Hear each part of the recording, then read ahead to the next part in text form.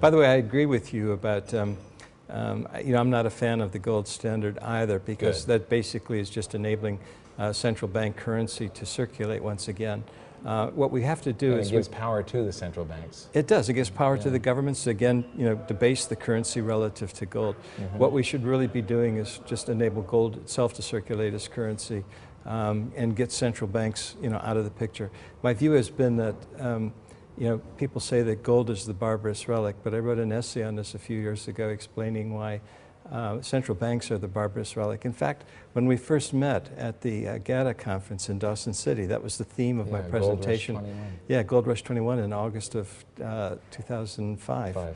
The theme at my presentation then was that central banks are the barbarous relic, and that the sooner we recognize that and go back to a free market monetary system, a true free market monetary system, one that enables people to contract with one another on a private basis, and private contract rules supreme over government contract.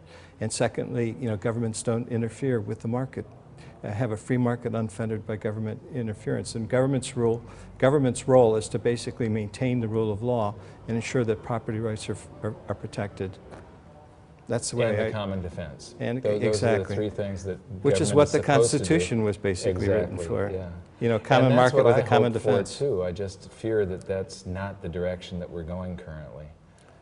I have a feeling that in the U.S. the economy is going to continue getting worse because of we're reading from the script of the 20s and 30s right now. Yeah. It's a replay. I mean, we've seen this play before. It's just got different actors this time.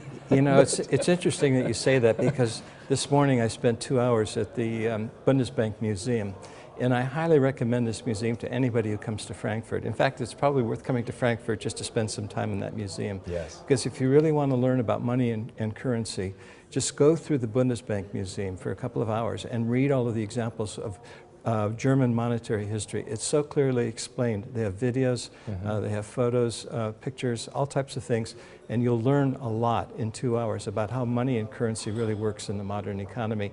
And you will also see the importance of gold and silver and stable money in terms of achieving the standards of living and the lifestyle we all want to live.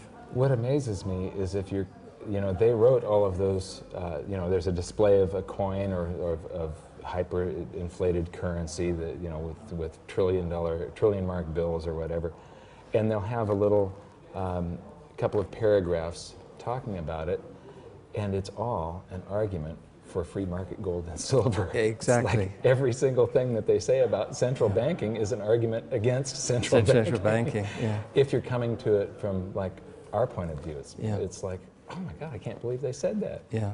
Well, it's interesting because, the Bundesbank from 1950 up until the 1980s was very serious about its role in terms of maintaining a stable currency, because the people who were managing the Bundesbank then in the 50s and 60s and the 70s, they had in their living memory the monetary turmoil after the war. So they took very, very seriously to achieve a stable monetary system, because they knew the economic and political problems that would occur when money was not stable.